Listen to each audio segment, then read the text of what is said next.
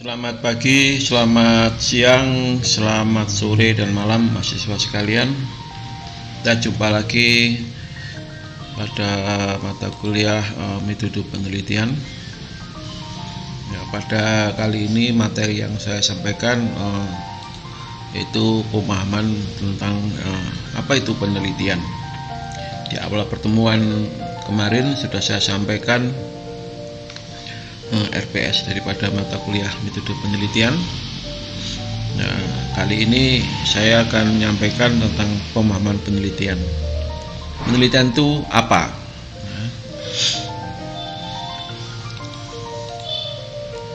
Pengertian penelitian ini menurut Velin, yaitu penelitian adalah merupakan suatu cara yang sistematik yang bertujuan meningkatkan, memodifikasi dan mengembangkan pengetahuan. Jadi tujuannya adalah meningkatkan, memotivasi dan mengembangkan pengetahuan. Penting. Tujuan dari penelitian pertama itu. Sehingga dapat disampaikan atau dikomunikasikan serta diuji, diverifikasi oleh peneliti yang lain. Jadi penelitian adalah mengembangkan pengetahuan. Tujuannya ke sana. Dan sehingga pengetahuan yang telah diteliti tersebut bisa diuji oleh peneliti yang lain. Nah, ini namanya penelitian seperti itu. Penelitian itu selalu continue terus, tidak berhenti setelah ditemukan sudah. Biasanya hasil penelitian akan memotivasi peneliti lain untuk meneliti lebih jauh daripada apa yang telah ditemukan oleh seorang peneliti. Jadi selalu gitu, hasil penelitian seperti itu. Ya, tujuannya jelas, yaitu meningkatkan dan memodifikasi pengembangan pengetahuan. Itu definisi yang lain, David H. Penny. Penelitian adalah suatu pemikiran yang sistematis yang mengkaji berbagai jenis masalah, yang pemecahannya memerlukan pengumpulan dan penafsiran fakta-fakta. Nah, penelitian adalah suatu pemikiran yang sistematis yang mengkaji berbagai jenis masalah. Jadi di sini mengkaji berbagai jenis ya. Jadi yang dibagi berbagai, tidak satu masalah saja. Biasanya masalah satu akan dikompar dengan masalah-masalah yang lain. Ya, didiskusikan. Ya, sehingga memunculkan suatu pengetahuan yang mungkin berkembang, suatu pengetahuan yang bisa bisa lebih jelas, memperjelas sebuah pengetahuan bisa, mengembangkan sebuah pengetahuan bisa, ya, memodifikasi sebuah pengetahuan juga bisa. Nah, ini. Jadi pengetahuan tersebut juga masalah ya. Nanti kita lihat. Nah, gimana kok pengetahuan juga masalah lah. Kita harus itu tadi, jadi diawali dengan pemikiran kritis. Nah, untuk membuktikan pemikiran kritis itu, maka diperlukan ya penafsiran yang lebih tajam. Seperti itu. Jadi penelitian di sini ada pada intinya ya tidak pada bisa meneliti kalau orang tersebut ya berpikiran kritis. Ya, kok gitu, kok gini ya.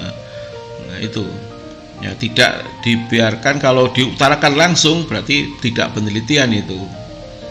Tapi kalau seorang peneliti biasanya diresapkan, diidentifikasi masalahnya, baru dilakukan pendekatan dari beberapa sisi, disimpulkan, yaitu penelitian. Nah, pengertian penelitian yang ini. Nah, jadi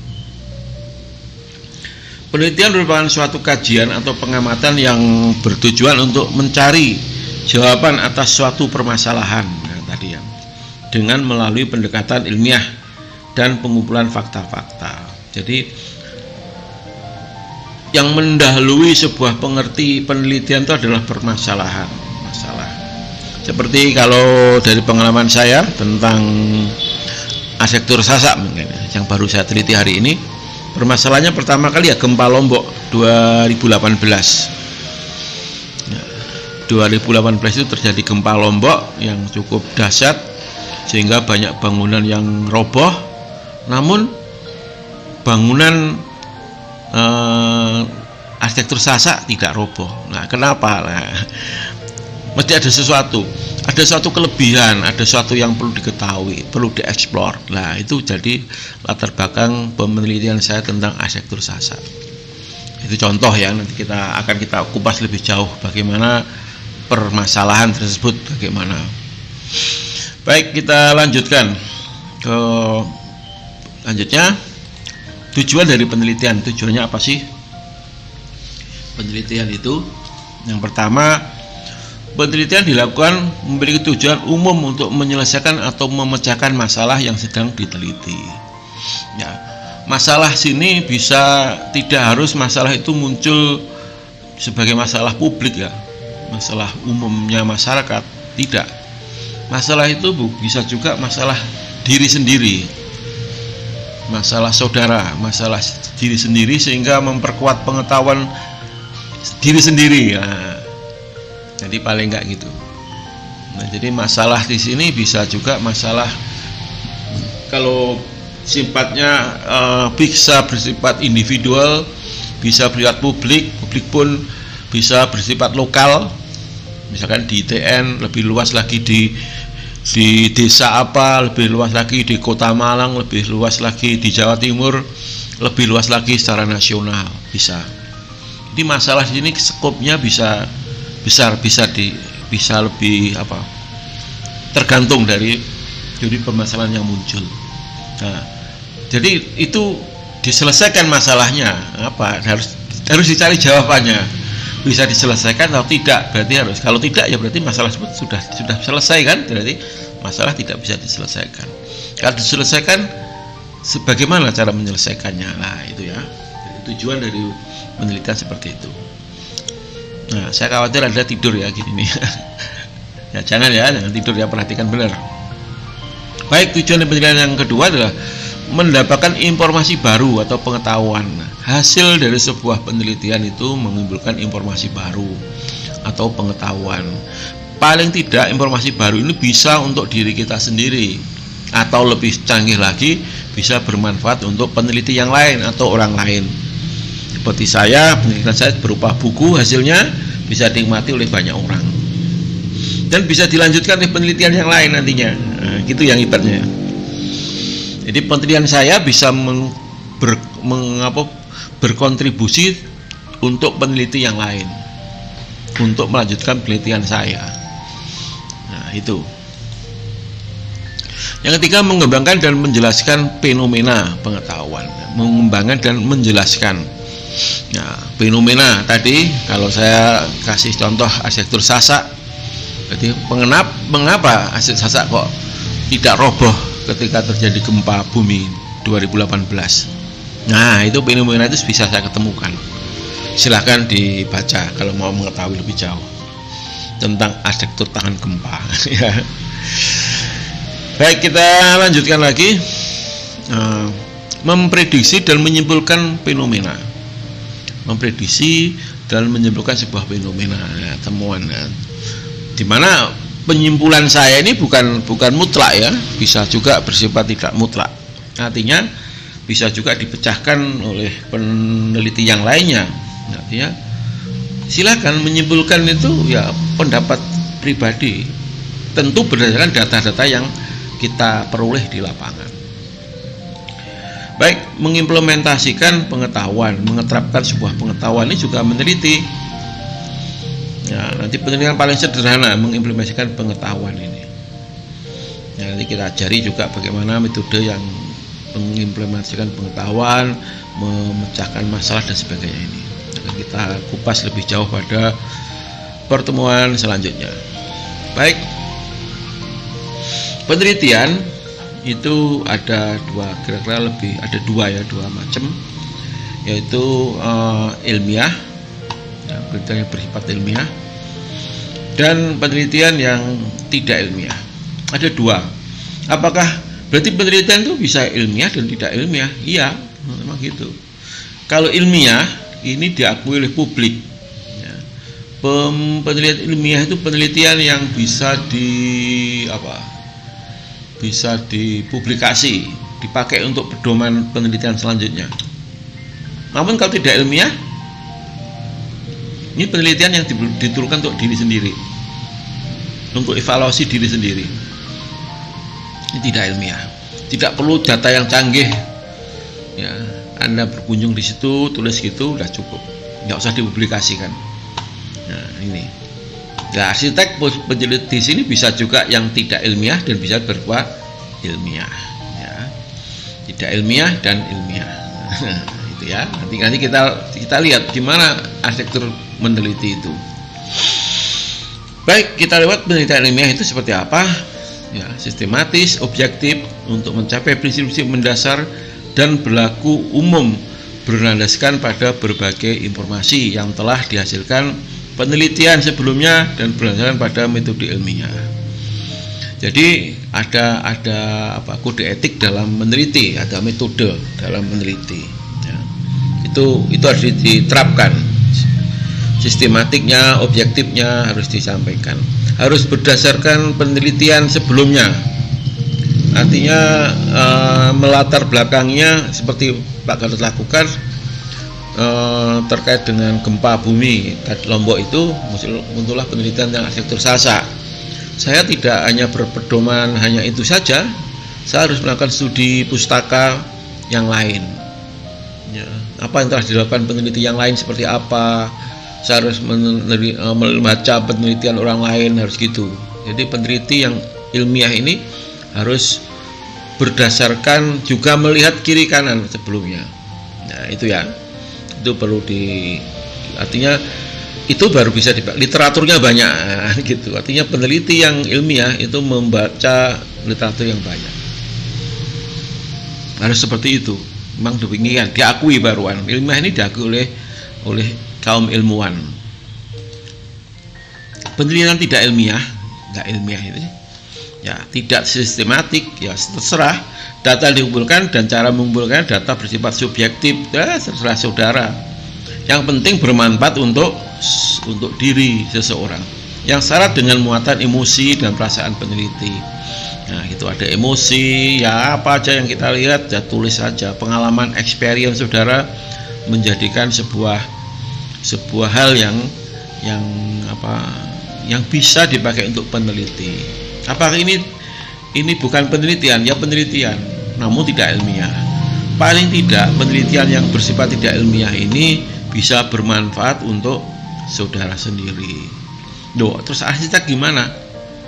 Nah, kalau Anda ingin berkembang sebagai seorang arsitek hebat, maka saudara juga harus melakukan penelitian ini, baik itu ilmiah maupun tidak ilmiah.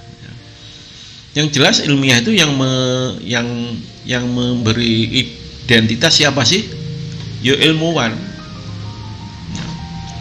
Tidak ilmiah, metodenya tidak ilmiah, tapi yang menyampaikan seorang profesor di bidangnya, ya ilmiah, bisa diakui sebagai ilmiah karena literaturnya di kepalanya sudah banyak.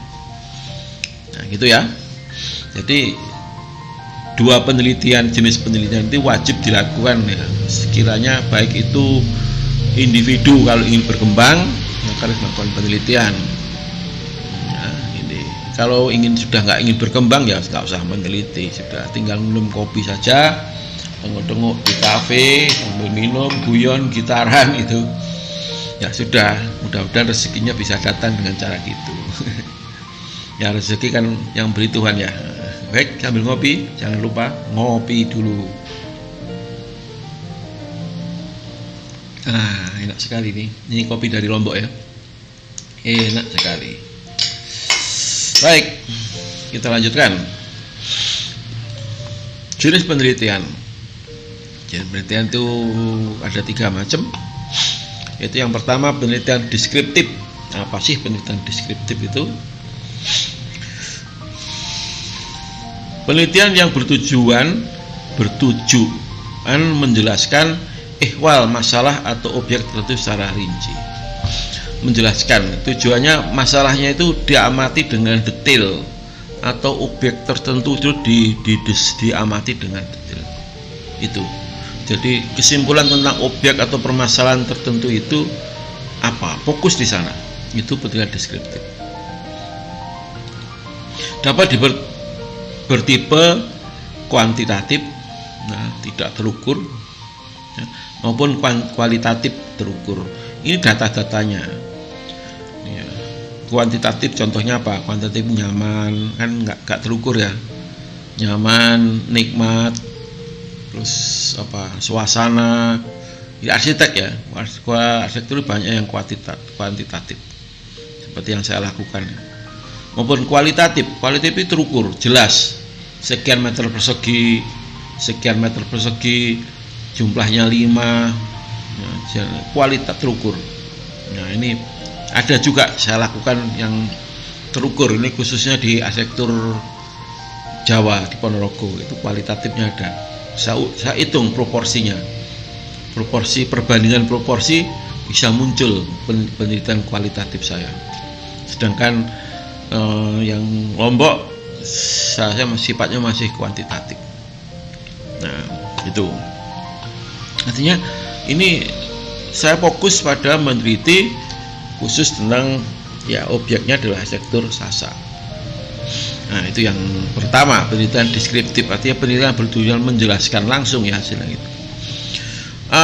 Hasil penelitian deskriptif ini bisa juga memotivasi untuk penelitian selanjutnya, ya, penelitian eksplanasi. Ya, penelitian eksplanasi itu apa? Nah, pembuktian. Penelitian yang menghasilkan jawaban tentang hubungan antar objek atau variabel. Ya, jadi penelitian dari deskriptif ini kalau ada pendapat orang lain, nah bisa dipakai untuk penelitian eksplanasi. Dibandingkan, komparasi, ya, melakukan komparasi. Oke, hampir selalu bersifat kuantitatif. Penelitiannya adalah kuantitatif, tidak terukur. Ya, itu penelitian yang menghasilkan jawaban tentang hubungan antar objek dan variabel. Jadi itu. Baik, penelitian yang eksplorasi. Penelitian penjajakan bersifat terbuka. Ini di awal ya, di awal penelitian. Seperti yang saya lakukan di Lombok ini masih bersifat awal. Ya. Jadi penelitian karena apa? Karena belum ada peneliti yang melakukan langsung. Saya tidak menemukan peneliti dari studi literatur saya tidak menemukan peneliti yang langsung turun mengobjek yang seperti yang saya lakukan. Nah, itu berarti penelitian saya masih bersifat eksplorasi, penemuan, menggali sesuatu yang baru. Ya. Biasanya merupakan penelitian pendahuluan atau kemudian dilanjut penelitian deskriptif. Ya. Penelitian yang saya lakukan itu merupakan penelitian pendahuluan, yang kemudian bisa dilakukan penelitian deskriptif lebih jauh lagi, lebih detail lagi bisa. Jadi mungkin temuan saya yang model arsitektur Sasak itu masih bersifat eksplorasi awal yang perlu diteliti lebih jauh lagi oleh peneliti yang lain, ya, secara deskriptif, ya, itu bisa dilakukan dengan data yang sudah saya dapatkan, ya, atau penelitian ini bisa divalisinasi, ya, dibuktikan penemuan eksplorasi saya dengan penelitian valsinasi. Ya, itu ya. Jadi gitu. Jadi penelitian itu memang bulat ya, berkembang terus, tidak ada yang mati gitu. Nah, seperti halnya pengetahuan. Nanti kita lanjutkan tentang teori pengetahuan itu seperti apa. Baik, dapat bertipe kuantitatif maupun kualitatif. Datanya bisa kuantitatif maupun kualitatif. Sifat mutlak. Ini mutlak, ini tidak mutlak. Ya, gitu ya. Jadi ada 3 macam penelitian. Ya, macamnya. Nanti kamu masuk penelitian yang mana, nggak usah dipikir. Lihat masalah saja, jalan saja. Nah, penentuan, oh ini modelnya ini, oh ini modelnya ini, ya biarlah pembaca yang menetapkan. Nanti Anda itu kalau sudah bingung nanti model penelitian apa ya gitu, biasanya pusing malah di awal ya, akhirnya nggak teliti ya. Yang penting muncul masalah dulu, masalah itu perlu diteliti, ilmiah atau tidak ya nanti aja kita bicarakan lebih jauh. Oke? Gitu. Nah, prinsipnya seperti ini. Kegiatan penelitian juga berbeda dengan kegiatan jurnalis maupun wawancara biasa. Ya, tidak lebih sekarang blogging. Wawancara langsung pakai konten-konten ya di YouTube atau apa, itu belum. Nah, apakah tidak berbobot kegiatan jurnalis atau wawancara? Berbobot. Nah, namun kalau kita kelompokkan hasil dari sebuah kegiatan jurnalis dan wawancara itu bisa dikelompokkan yang tidak ilmiah tadi. Kalau dipaksa masuk di penelitian ya, maka termasuk bagian penelitian yang tidak ilmiah tadi. Ya, karena dalam penelitian harus bersumber dari data. Gini ya, jadi sumbernya harus data. Data dapat bersifat kuantitatif maupun kualitatif, datanya bisa sifat itu, silahkan. Jadi pendapat itu bukan wawancara. Memang salah satu metode penelitian untuk mendapatkan data kuantitatif maupun kualitatif ini bisa dengan wawancara. Namun mesti tetap diolah dalam sebuah proses penelitian. Dilakukan menurut metode tertentu. Jadi harus melalui metode tertentu. Kalau jurnalistik atau wawancara itu kenyataan langsung disampaikan. Tapi dengan metode tertentu, nah ini baru bisa kita golongkan dari sebuah penelitian. Dan data yang diperoleh benar-benar cermat, harus akurat, harus hadir langsung, harus terukur, berkeandalan, reliable, dan sahih, valid. Ya, akurat, reliable, and valid. Jadi harus itu. Nah, itu intinya seperti itu. Jadi data penting dalam hal ini. Jadi meneliti itu ada masalah kita cari masalah itu, kalau kita jawab langsung itu menjadikan sebuah tidak ilmiah atau sekedar jurnalistis atau hasil wawancara biasa. Namun ketika data dikumpulkan dari titik A, B, C, D, maka menjadikan sebuah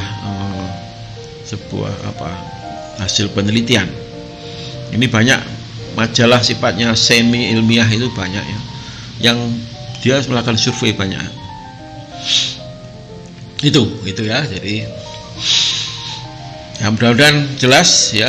Sering diulang saja, sering di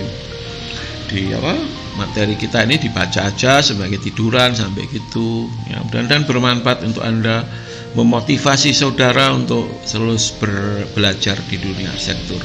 Nanti akan saya tunjukkan bagaimana arsitektur itu melakukan penelitian secara individu. Nanti akan lebih tajam lagi di mata kuliah apresiasi dan kritik arsitektur pada semester depan ya, genep. Itu mungkin pertemuan hari ini. Sampai jumpa lagi pada pertemuan selanjutnya. Selamat pagi, siang, sore, dan malam. Salam ngopi dulu untuk saudara ya. Oke, selamat ngopi dulu. Ayo monggo. Enak sekali.